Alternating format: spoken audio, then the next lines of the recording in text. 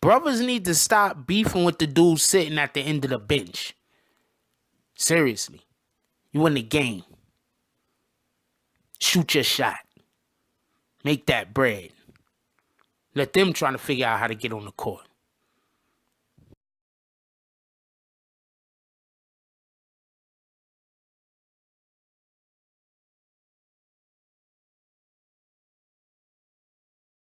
BBN Jack Frost, what's up, party people? Hey, before the video even continue, hit that like button, subscribe, and join the notification gang. Hashtag Bronx Bombers. Let's get it.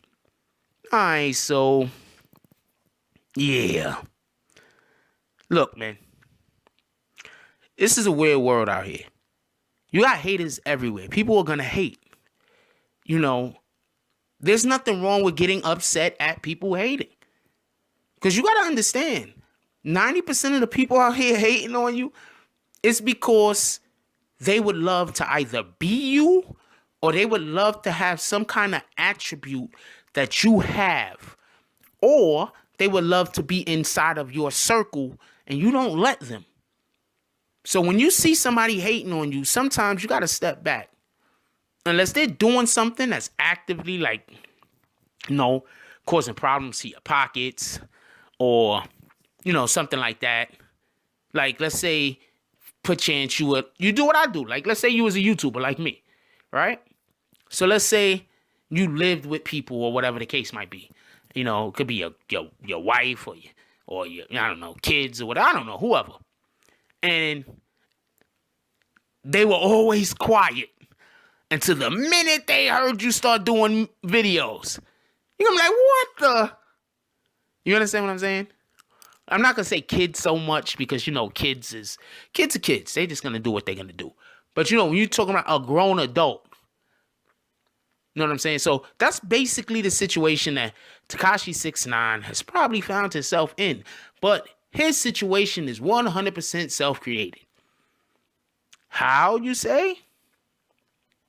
Tekashi 6ix9ine, for whatever the reasons were, he decided that part of his campaign to, acquire a larger audience and build his popularity was how he was going to treat people that lived in other cities like they weren't really that important, and he didn't have to do this and he didn't have to do that, which were customary things that people in hip hop did. I mean, we could stand here all day and explain checking in, but it's been done so much, I just be going over a lot of bull BS at this point. But just so we can be clear, there's a checking in where you have to pay people, and there's a checking in where you're not paying people money, just respect. You're paying your proper respects. Two different types of checking in. All right, so he says he's not going to do neither. So that's where his initial problem came from. Now, that initial problem made it so that when he went to Houston, they didn't let him do one of his shows, but not like normally. Sometimes you have a artist and they're going to do a show, and the show get canceled, and it has nothing to do with what the artist, the venue says that, for whatever the case might be. But in this particular case, the venue wanted him to be there, and there were gang members there, and rightfully so, being the smart guy, he decided not to go. That's totally clap up. If I was him, I would have did the same thing. So, next, you have an individual named Casanova 2 times. No idea why it has to be 2 times. But Casanova 2 times, he has a little push going on for himself. I mean, I haven't heard any of his music. I've only heard like one Tekashi song, so I mean, whatever. But I haven't heard any of his music. But he has a little bit of buzz, a little bit of push going for himself. He made a comment about the Houston thing. So that created a rift between him and Tekashi. So now, fast forward to the present day. The present day says, Tekashi, you had a $5 million headphone deal on the table. You are going to get paid $5 million for an endorsement deal. For everybody that doesn't know, see, this is where I think people are lost when you talk about artists, or you talk about athletes, and you talk about how much money they're making. And people, let's just go to the athlete for a minute, and they'll be like, well, this person is making, I don't know, $13 million a year to play for Team X, right? He's making $13 million a year. Okay, but this guy also has 5 or 6 different endorsement deals that are all worth over $50 million a year. See how that works? This is where you want to be. You want to get the endorsement money. You want to get the, you sign a deal with, I don't know, let's say Beats for Dre at this point. You sign it with Sony. You sign some kind of deal with Sony, right? Right? Sony. So you sign some kind of deal with Sony. It'll be like, let's say it's a 5-year deal and they're paying you something like the whole deal was worth like 25 million, something like that, 30 million, whatever the case may be, right? 5 years or whatever, right? So then you sign another deal with, let's say, I don't know, some restaurant like not screw Starbucks, Dunkin' Donuts. There you go. Sign some kind of deal with like Dunkin' Donuts or something, and then you sign another deal with like I don't know, Samsung. This is when you're really, really raking in the bread because you could go do shows. You understand what I'm saying? You're gonna get paid from your shows. You're gonna get albums. You're gonna get paid from doing your albums or whatever the case might be. But that sponsorship money, that's the real money. You think Jay-Z is as rich as he is because of his album sales? If you do, you know very little about the way the economy works, okay? These guys are not getting but so much over their album sales. And if you ever heard the song Ether, you'll understand it even closer because even the Sheetha song with Remy Ma going at Nicki Minaj, and they talking about exactly how small a lot of artists' cut is from the actual sale of their music. The cuts aren't that big from the actual sale. A lot of people got to get paid. So a lot of money that these guys is making is the clothes that they're wearing when they're taking those pictures on Instagram or whatever the heck. You understand? This is where they're making a lot of their money from. Endorsements, sponsorship deals. So I say that to say this.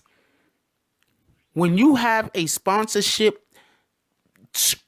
pulled from you, that's going to make other companies a little shy about getting into business with you. It just is what it is. So this whole situation with Casanova has hurt. It has hurt Tekashi 6ix9ine. I mean, let's keep it a buck. They said he got like 22 mil in the bank or something like that. So I know a lot of people are going to be like, especially people that don't really understand how money works. They're going to be like, oh, well, he still got 22 mil. Yeah, and you got basketball players that had freaking $100 million and went broke in like 3 years. Okay? Had $100 million deals and went broke 3 years after they stopped making money. You know what I'm saying? I'm not saying went broke while they were playing, but after they stopped playing and they weren't able to have an income, they went broke. So, look, man, you got to stop beefing. This beefing is not helping him. He's out there. He's arguing with this guy. He's arguing with that guy. He's getting a lot of stuff going on, and it is what it is. You know, you understand what I'm saying? I don't think he's wrong in a lot of these beefs. Like that, the whole beef between him and Casanova, I think Casanova is 100% wrong. I don't think he should have went to the to the South by Southwest when this situation was going on. What was he gonna do? He was gonna run in there guns a-blazing? I mean, even if he makes it out, everybody knows who he is, so he's going to spend the rest of his days in prison. That was just a no-win situation. The only way that you win that situation by doing what he did. Don't go. You understand? Like, I keep saying, this is just my opinion, y'all. But those guys that he run with, those guys, he run with some real dudes, some solid dudes. He run with that gang, you know. Them dudes is about what they about. But he's not a shooter. That's not him. You understand what I'm saying? Well, I'm not trying to take away from whatever, because, you know, the persona that I'm not even going to say portraying, but, you know, that image that he has currently, you know, it's helping him push his, you know, make his money. Like, I'm not telling him to stop doing whatever the heck he's doing, but I'm saying you got to understand, if you want to be seen as the 50 Cent of this generation, then it's gonna be a couple of things that's gonna come with it. People not getting that. This ain't the 90s no more. This ain't the early 2000s. Those were different times and basically different places, and different things happened. Most of 50's getting shot up and all that was before he made it big. So for guys to want to make it big, and then after you've already made it big, get into shenanigans, that doesn't make any sense. You get into your shenanigans before you make it big.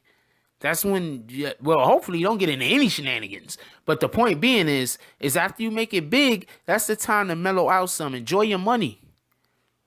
He just lost a $5 million deal. It was 4 point something or something. No, basically like $5 million deal. He lost. And when you get a deal, you get one deal when it's working out for that company, other companies are going to be beating down your door. All right? That's just the way it works. Anyway, let me know what y'all guys think about this. Leave the comments down below. I think that him and his team need to steer clear of Casanova and them. They making bread. They making way more money than those guys. It just doesn't make sense to me. It doesn't make sense to me for them to be beefing with guys that is nowhere, that is only hurting them. It's only hurting you to beef with them. It doesn't make sense to me. Y'all already went in, Tekashi. Just let those guys watch you from a distance. They got this real quick. They got this saying, keep your friends close and your enemies closer. I think that is stupid. Okay? The closer your enemies are to you, the more they know about you, the more they know how to hurt you. You keep your freaking enemies at the end of a freaking 30-foot pole. All right? That's where you keep them. Right at the end of a 30-foot pole. Around the corner, too. The pole got to, like, bend. You know what I'm saying? So it's, like, around the corner. We don't even want y'all watching us. You do what you doing over there. We do what we doing over here. That's how it should be. People need to stop trying to allow all of these people that only mean you hardship into your life. It don't make sense. People need to stop with the whole, being happy that they have haters. I understand the philosophy around that. I must be doing something good. People hating me. Yeah, but let's focus on the people we want. Let's focus on the people in our lives that want us to succeed. Let's focus on them, Let's get some positive energies from them. Let's focus on them. The people that don't want us to succeed, let's not focus on them. Let's let them focus on us while we doing what we supposed to be doing. Anyway, that's all I got on this one. I love y'all. Leave the comments down below. I love y'all. Hug the kids for me. I'm out. If you like this video, please hit the like and subscribe button. If you would like to help dictate the direction that this channel takes, please leave a comment. All comments are appreciated, whether positive or negative. Thank you very much and enjoy your day. And remember, positive thoughts cause for positive things to happen. Let's get it.